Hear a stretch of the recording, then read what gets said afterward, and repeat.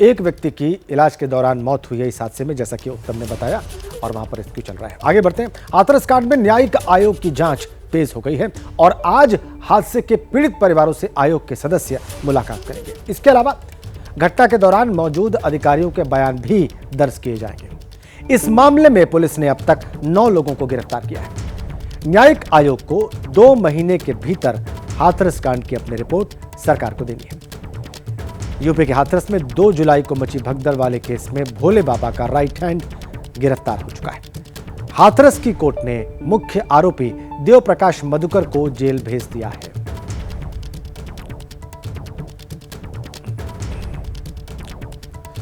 चलिए अब आपको बताते हैं कि हाथरस कांड में आज क्या होने जा रहा है। आज के दिन हाथरस कांड में क्या होगा, ये हम आपको विस्तार से बताने जा रहे हैं। देखिए, पीड़ितों से मुलाकात होगी न्यायिक आयोग की टीम की और बयान दर्ज होंगे घटना स्थल पर जो अधिकारी मौजूद थे, एसडीएम, सीओ वगैरह, उन सब के।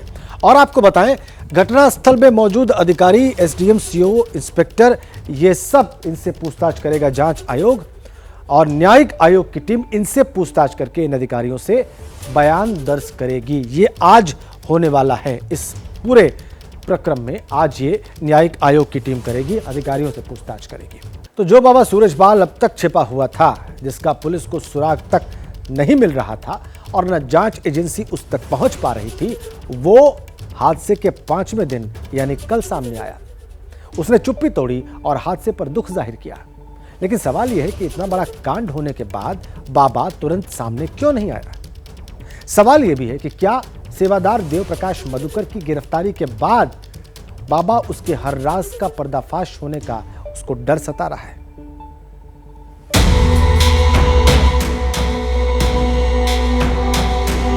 ये वही बाबा है जिसके आश्रम में 2 जुलाई को सत्संग के नाम पर मौत का ऐसा खेल चला कि 121 लोगों की मौत हो गई।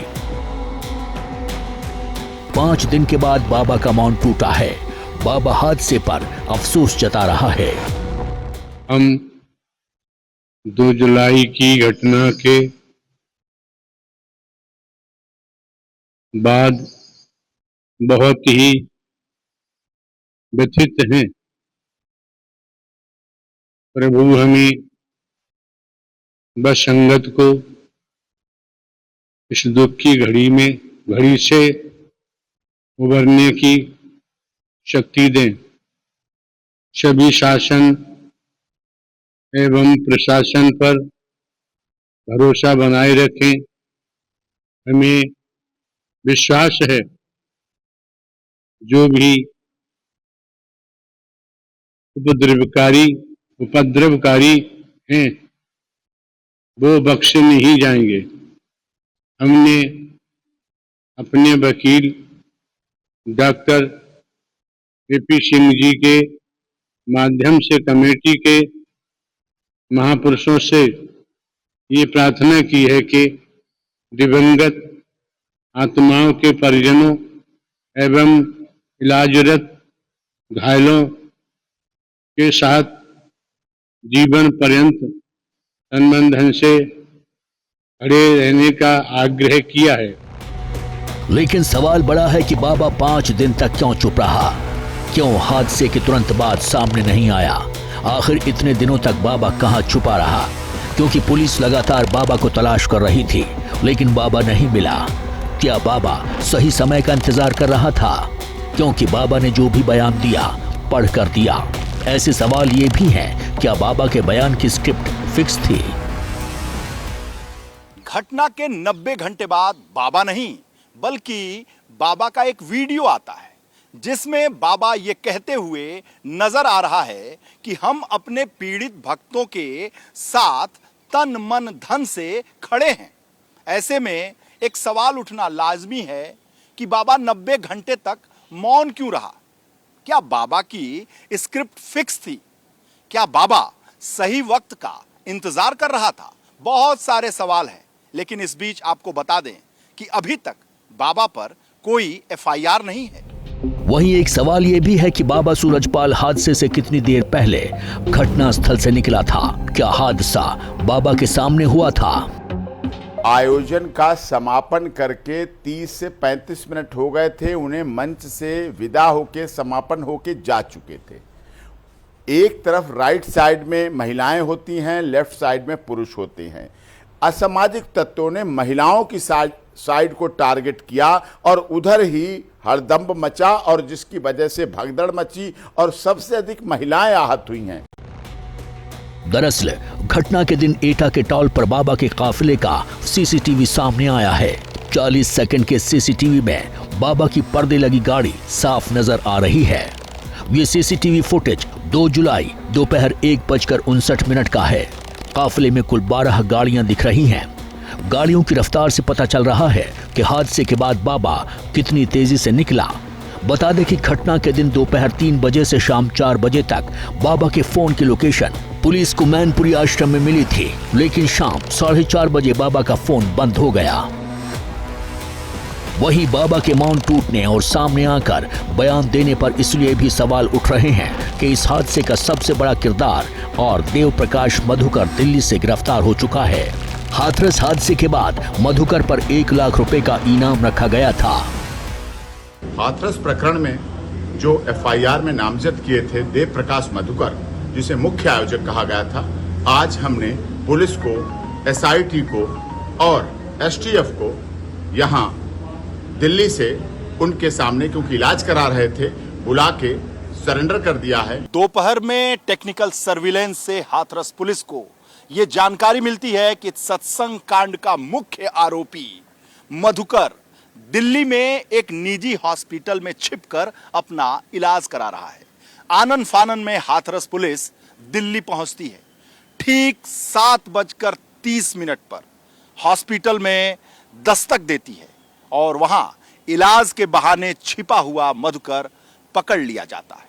यूपी पुलिस उसे लेकर हाथरस के इसी पुलिस लाइन में रात 11 बजे पहुंचती है और तभी से उससे पूछताछ चल रही है। लेकिन पेशे से इंजीनियर मधुकर पुलिस से आंख मिचौली कर रहा है, कोई सही जवाब नहीं दे रहा है और पुलिस उम्मीद कर रही है कि यही है जो बाबा का राज खोलेगा।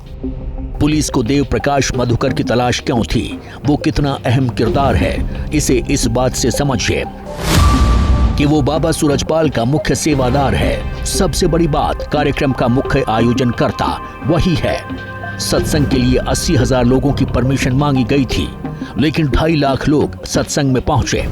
हादसे के बाद बाबा को पहला फोन इसी ने किया था और सबसे अहम बात, पुलिस प्रशासन को इसने सही जानकारी नहीं दी।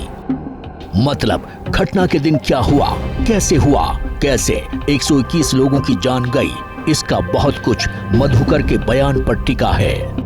यही वजह है कि आरोपी देव प्रकाश मधुर से पूछे जाने वाले बयानों की फहरिस्त बहुत लंबी है। जैसे सवाल नंबर 1, बाबा के संपर्क में कब से था। सवाल नंबर 2, अब तक कहां-कहां सत्संग कराए। सवाल नंबर 3, एक सत्संग करवाने का कितना बजट होता है। सवाल नंबर 4, इस सत्संग में तुम्हें कितने लोगों के आने का अनुमान था और ये बात तुमने बाबा को बताई थी या नहीं।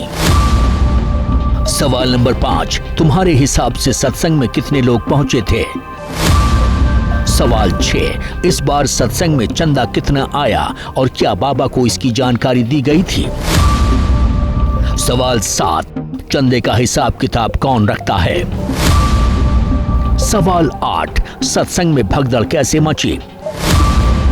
सवाल 9, क्या सत्संग खत्म होने के बाद सेवादारों ने भीड़ पर लाठियां चलाई थीं। सवाल 10, हादसे के समय तुम कहां पर थे।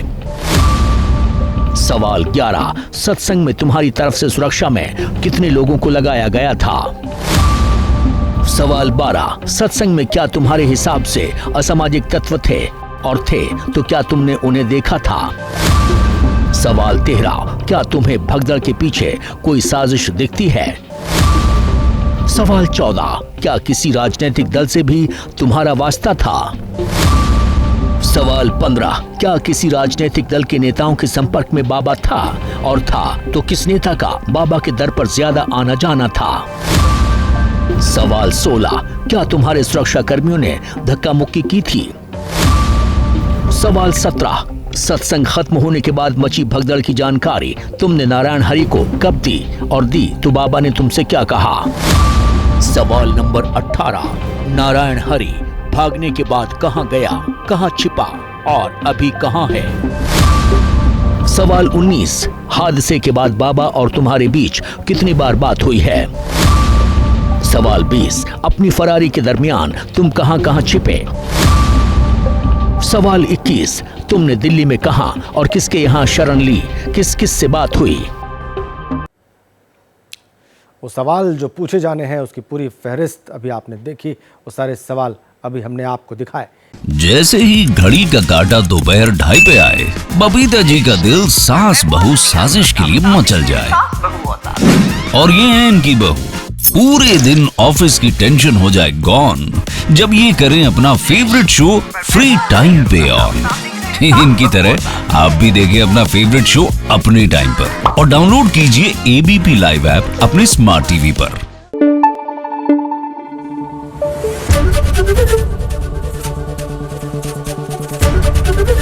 एबीपी न्यूज आपको रखे आगे।